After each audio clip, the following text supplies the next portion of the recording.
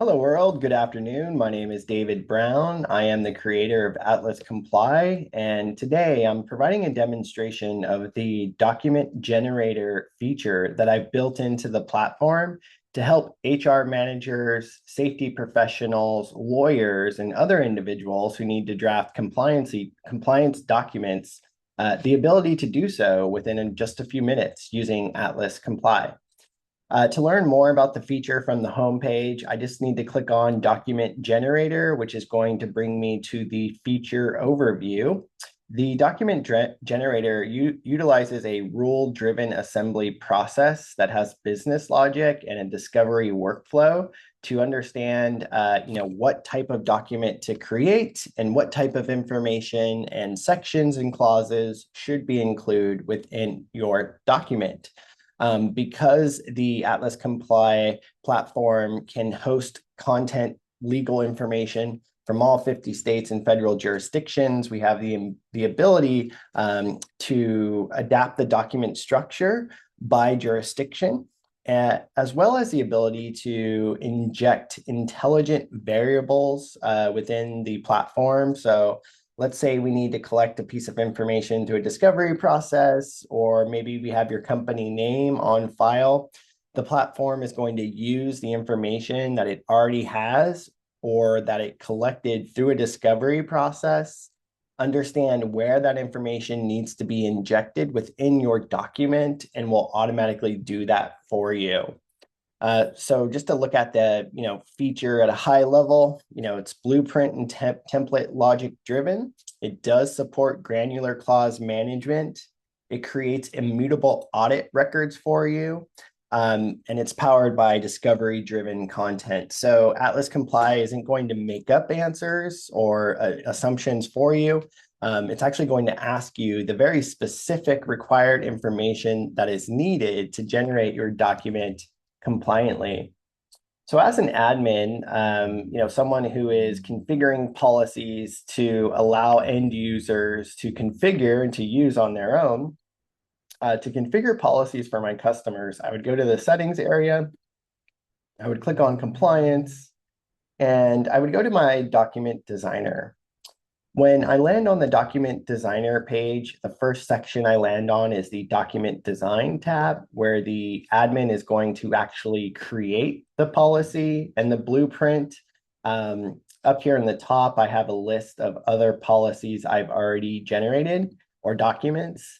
In addition to that, every template is going to have a configurable discovery journey that consists of defined discovery questions that map to variables, which we will store in the system as tokens, which will then be injected dynamically into the document based on logic and responses.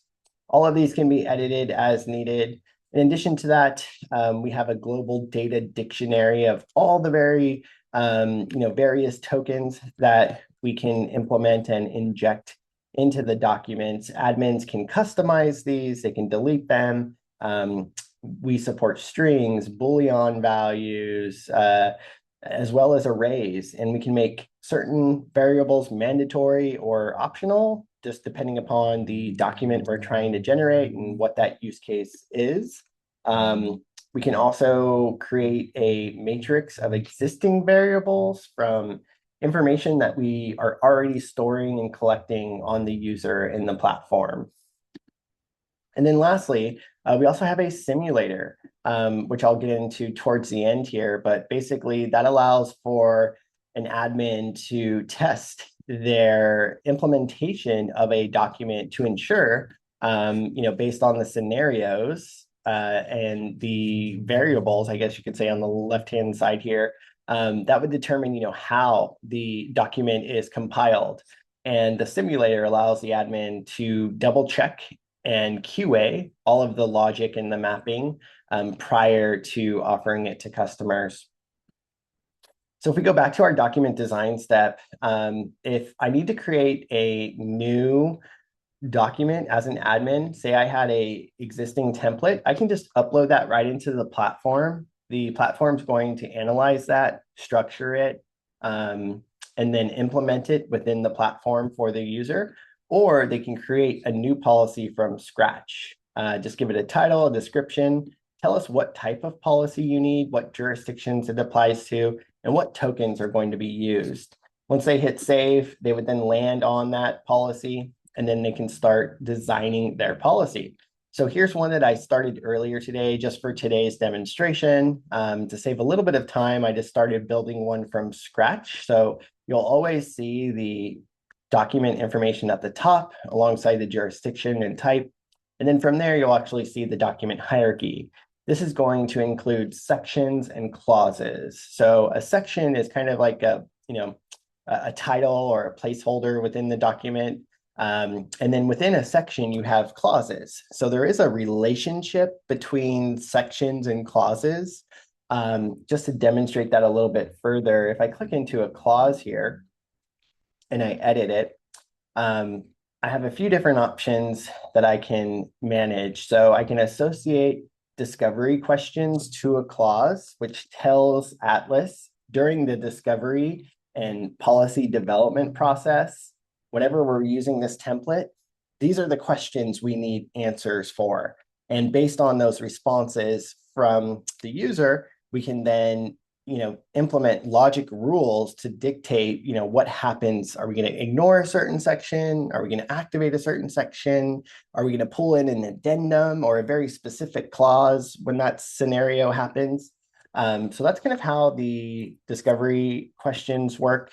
From there, I get to decide, is this a standard clause or an addendum clause? Then I can view all of my content. And then on the right-hand side here, I also have a list of all the various tokens and variables that I can access inside the platform. Below that, I have my visibility controls. I have the option to say I always want to show this clause or section, or I only want to show this clause or section in very specific scenarios. So I would go ahead and define, my database field, my operator, and then the value that I'm looking for. And then based on, what happens in terms of whether that policy is used or responses to the discovery questions, when that condition is met, the section would be activated and included or bypassed, depending upon what the scenario is. So that's kind of just a high level introduction to clauses and editing that. Just for the sake of time here, I have already built one out that's a little bit more complete. So let's go ahead and go to my drug and alcohol policy. You can see that there are 20 different sections within this document hierarchy, and I'll just go ahead and open up one of those. You can see that we have the document information. It has the header and effective date. You can see that I've mapped tokens to this section. If I go into the table of contents, you can see that information there. And then I have a pretty robust policy. I have a purpose of policy, covered employees, prohibited behavior. It's quite long. And to create this policy, I actually got it from the DOT directly. They have a sample policy available to the public. So I use that as an example for today's demonstration. So as you can see here within my purpose of policy, I have a whole list of clauses that are here. And you can see that I've connected one of my discovery questions to a clause. So when I open that up, we can see that in the prohibited workplace conduct and reporting clause, we have a discovery question, which is who must an employee notify if they are convicted of a criminal drug statute violation? And the reason for this is because you can see here that we have a token called program contact person. So we're asking the HR manager, designated employer representative, safety manager, hey, who is that person's contact information? We need to know that so that we can embed that within the policy. So the response to this question is going to be mapped into the program contact person. And if I scroll down here, I think I have a couple more examples. Yes, here we go. So here's another example of conditional logic. So let's take a look at volunteer coverage as an example. You can see I have another connected discovery question for this clause. And we are also using some tokens here to map the company name. This one is actually a Boolean, yes or no. And if the employer indicates in the discovery process with Atlas that they do work with volunteers, we're going to automatically include this section within the policy. So if I open up this clause and I edit it, you can see here are the tokens. And then if I scroll down, you can see the logic parameters that I've used. So voluntary programs equal yes, actually true should be a more applicable scenario here. Then we're going to include this clause within the overall policy. So I just saved that and updated that.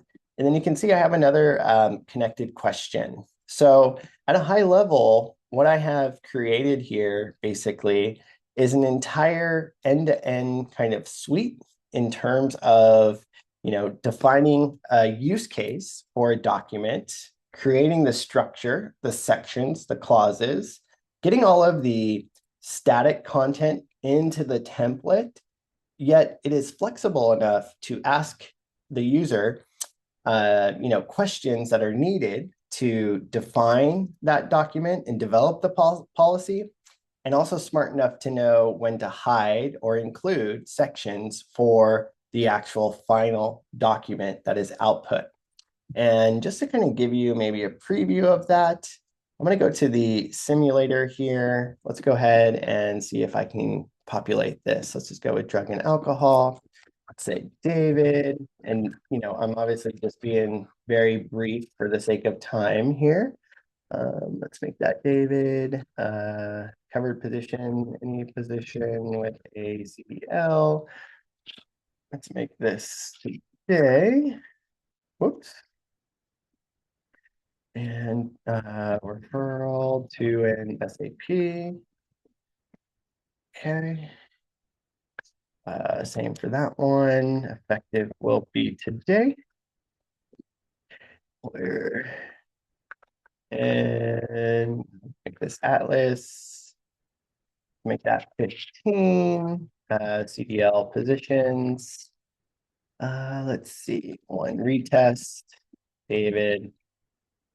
David. Applicant paste. Go. Let's put that in there. And referral to an SAP. True. All right. So I'm going to go ahead and just hide that real quick. So based on the inputs in this simulator, now we have an idea of how this policy is going to look when it's compiled and output for the customer. You can see it's showing me as an admin all the areas where the platform has taken my inputs from discovery and embedded that within the workflow here. If I want even more detail, I can switch over to the logic debugger, which is going to tell me what's being activated inside of that particular section. So it's just a little more of a technical view on the document.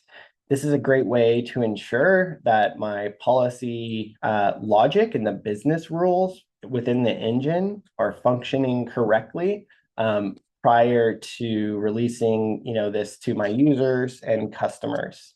And furthermore, I mean, this is really just a drug and alcohol policy, but the architecture is so flexible that really it could be any type of document. Yeah. And so tomorrow, what I'm going to do is provide a demonstration of that document generation process and experience from the user side, the customer side. Maybe I'll be an HR manager or safety professional as an example. So with that being said today, that concludes my demonstration on the document designer. I hope you liked what you saw. I would be open to your feedback and thoughts. Thanks so much for watching and have a wonderful day.